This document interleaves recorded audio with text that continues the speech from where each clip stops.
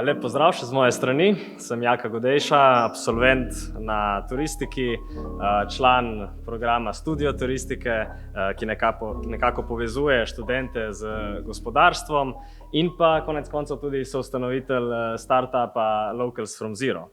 Danes vam bom malo več povedal o tem, kaj sploh počnemo, kje smo začeli, kam gremo in pa zakaj se sploh mučimo na tej zadevi. Locals from Zero je rezervacijska platforma, ki omogoča turistu, v prvi vrsti tujemu turistu, ki prihaja v Slovenijo, da bukira doživetje ali aktivnost. Ni pa to čisto navadna platforma, namreč smo v ta klasični model marketplacea, kjer imamo na eni strani ponudnika, na drugi strani turista, smo dodali en umestni vezni člen, ki mu rečemo scout. Zakaj potrebujemo tak umestni člen, bom skušal razložiti skozi današnjo prezentacijo. Naj orišem mogoče probleme, s katerimi smo sploh začeli s to idejo. Prva stvar, ki smo jo naredili kot študentje, smo pregledali vse tuje mednarodne distribucijske kanale, preko katerih moje generacije rezervirajo svoje aktivnosti. In ko smo preverili ponudbo za Slovenijo, je bila presenetljivo boga, oziroma še tista ponudba, ki je na voljo, je le v tistih glavnih turističnih točkah, tiste najbolj znane destinacije, Piran, Bled, Ljubljana, drugje pa praktično te ponudbe ni mogoče rezervirati.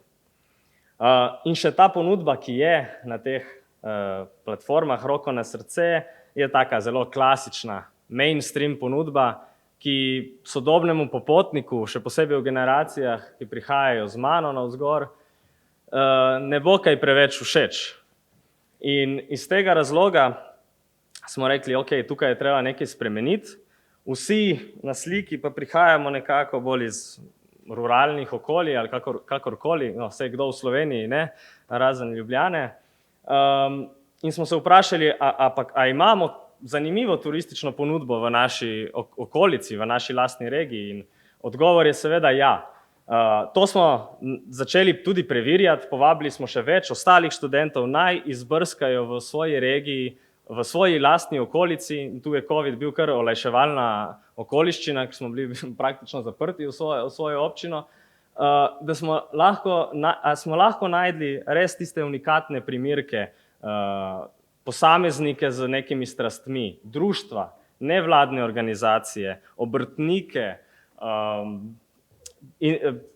ustvarjalce vseh vrst, ki bi lahko nekaj ponudili turističnemu trgu.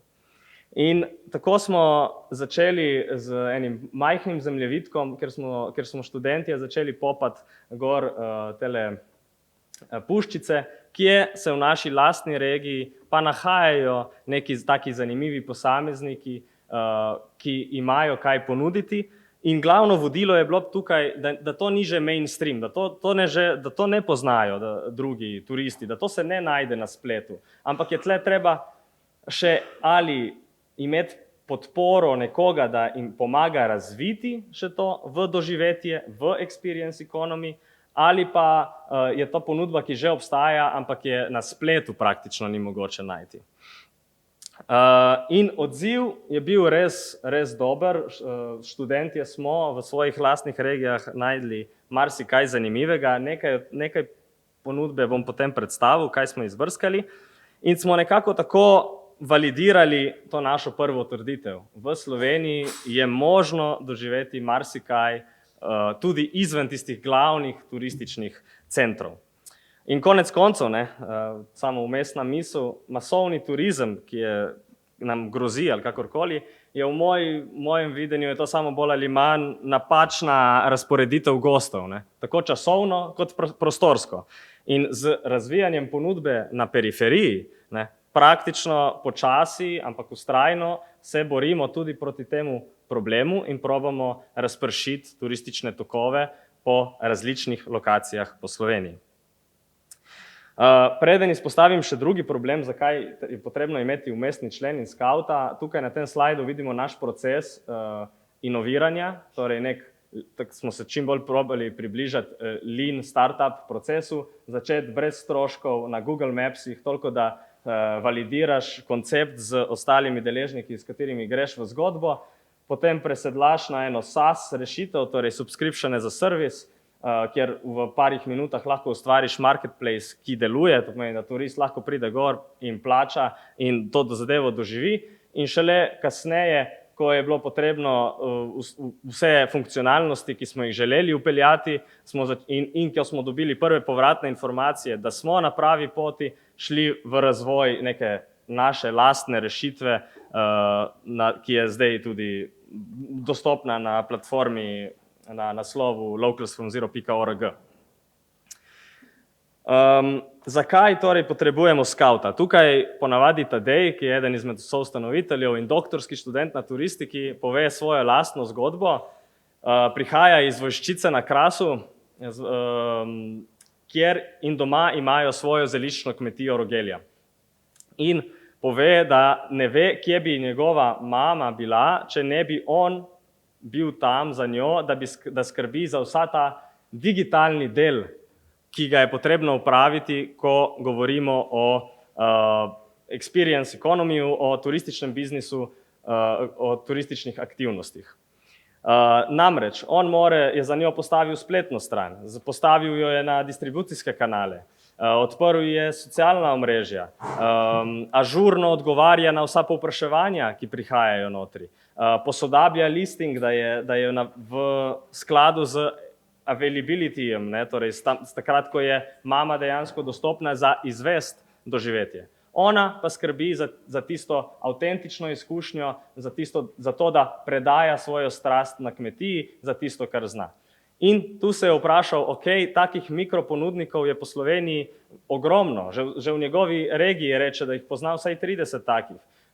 Torej, če nimaš take sreče, da imaš nekoga sina, ki si lahko vzame toliko časa, da ti v bistvu rana cel back office, kako drugi ostali mikroponudniki lahko delujejo v tem sistemu. In tukaj je nastala ideja o skautu, o tem vmesnem členu, ki pristopa do mikroponudnikov in jim pomaga biti del e-turizma, torej ekosistema spletnega turizma, zato da sploh lahko pridemo do rezervacije. Torej, to je tista faza, prej, ko smo imeli Sofija, ko je imela pre-arrival fazo, ko je treba delati tiste korake marketinga in tega je seveda ogromno in nekdo, ki je že starejši in nima teh znanj, je seveda se lahko hitro tukaj zaplete. No, to je ideja, kdo skaut je. Jaz sem eden izmed prvih, ki je ta model tudi testiral. Doma nimamo kmetije, tako da jaz sem mogel iti po svoji lastni regiji in probati najti posameznike, s katerimi bi bilo možno sodelovati. In tukaj imamo en primer oljčne para, ki se ukvarja z oljčnim oljem, oljčna hiša Krkavec v Krkavčah. Gre za super par, on je agronomist po poklicu, ona učiteljica, in se preživljata s tem, da prodajata oljčne izdelke in ostale pridelke. Zdaj pa s turizmom se pa nista do sedaj prav dosti veliko ukvarjala in jaz sem jih našel na destinacijski spletni strani Visit Koper, ki ima en seznam, nepregleden seznam vseh oljčnih ponudnikov, ki obstajajo v občini. Prvo, ne da se bukirati, ne da se videti praktično nič informacij, vsi uporabljajo enako stok fotko za vse ponudnike v regiji. Edino ona dva sta se toliko potrudila, da sta vsaj napisala en stavek zraven v opisu in dala telefonsko številko in napisala nekaj v tem stilu. No, če pa si kdo želi priti pogledati našo kmetijo, smo odprti, da odpremo vrata, če smo doma, lahko pokličete na to telefonsko številko. In to je velik problem, s katerim se lahko srečujemo povsod v turizmu. No, to je bil znak zame, da sem pristopil k njima in sem jih sploh predstavil cel koncept e-turizma, torej, da obstajajo distribucijske platforme, kjer se da lahko listing gor, kjer bo individualen turist vas bukiral in zato lahko pač pripravimo ponudbo, ki nagovarja individualnega gosta. Ni potrebno v Krkavče prinesti avtobusa s 60 upokojencami, ki plačajo 5 evrov za pač to degustacijo. In tako smo oblikovali super doživetje, smo ga tudi z ekipo testirali, to je tudi ena izmed naših lastnosti, da skušamo vse doživetja, ki jih imamo na platformi, testirati, da lahko damo tudi neko prvo povratno informacijo vsem ponudnikom. Torej, v tem primeru govorimo o nekem paru, neki dejavnosti, kjer sta si želela biti del turizma, ampak nista mogoče vedela kako in sta potrebovala samo en majhen potisk v pravo smer. Zdaj, v drugem primeru imamo lokalnega vodnika, ki vas pelje z njegovim oldtimerjem po skritih kotičkih slovenske Istre. To je njegov edini avto, ki ga ima, tako da vas spušča v njegov individualni prostor, in to je tisto, kar jaz razumem kot nekaj avtentičnega, pa unikatnega. In v glavnem gre res za super ponudbo, gre za nekaj, kar sem tudi jaz testiral v svoji lastni regiji in sem se počutil kot turist. In tu je tukaj, ko govorimo o tistem brisanju meje med tem, kdaj si ti turist in lokalec, to je primer take ponudbe, ko se jaz v lastni regiji počutim turist in uživam z njim na tem potepu po skritih kotičkih.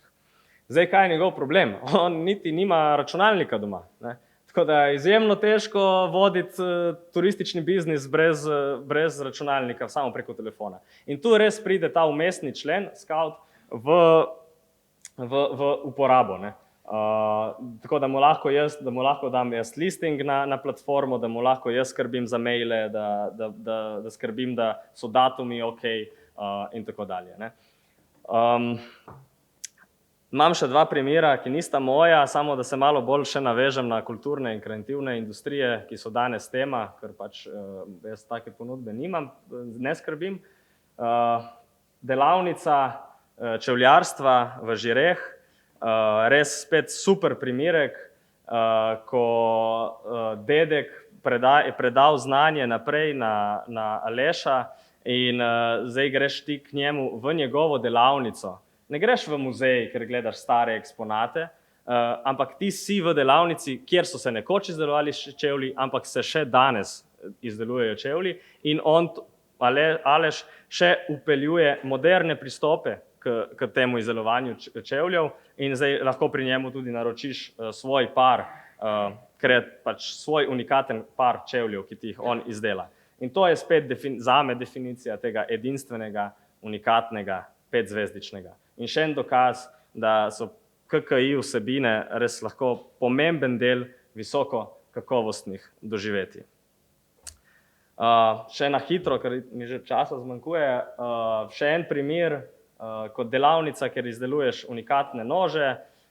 Tukaj je pomembno še vedeti, da je Scout mogel predlagati sploh temu gospodu, da se da narediti doživetje iz tega, kar on ponuja. In tu je mogoče še ena točka, ki jo lahko predam, da je potrebno ustvarjalce povedati ali pa izobraziti o tem, da se da od produkta iti do doživetja. Torej, zakaj prodajati le končni proizvod, če se lahko ustvarja tudi prodaja preko procesa izdelave, preko samega doživetja. Če počasi grem proti koncu, res smo dosti testirali, res smo dosti bili na terenu, tako da vse to, kar govorim iz terenskih izkušenj zadnjega leta in pol. Naš startup smo postavili brez investitorjev, brez evropskih projektov, ampak smo preko Studio turistike bili pridni študentje, smo pomagali profesorjem, ki so nam omogočili delo na raznih projektih in smo se odpovedali vsem honorarjem in smo to vlagali v našo platformo. In zakaj govorim startup? Ne govorim to samo, ker je to neka fancy beseda in ne predajam samo neke filozofije tle ali pa ideologije, ampak dejansko dosegamo kar pač za nas zame vrhunske rezultate, lahko rečem, da smo v zadnjih pogovorih s tem, da se združimo z mednarodnim startupom Fairbnb in da skupaj nadaljujemo našo zgodbo. Zdaj, Fairbnb je alternativa Airbnb-u, kjer ponujajo namestitve, torej short-term rentale, kjer pa provizijo, 50% provizije, gre v socialne projekte, ki so bazirani v lokalnem okolju, kjer nastane rezervacija. Tako da imajo zelo močen izrazit ta steber socialne trajnosti. Manjka jim pa še ta aspekt doživeti in bili so toliko zadovoljni s tem, kar smo mi ustvarili v zadnjem letu in pol, da smo res zdaj v zadnjih pogovorih, preden bomo zadevo združili skupaj. Tako da se poslavljamo od blagovne znamke Locals from Zero, poslavljamo se od te super lepe roza barve, ki mi je kar prirasla k srcu zadnje leta in pol, ampak nadaljujemo svojo pot v globalnem kontekstu. Tako da, če zaključim že z pozicijskim sloganom Fairbnb-a, dajmo potovati z našimi vrednotami, let's travel with our values. Hvala.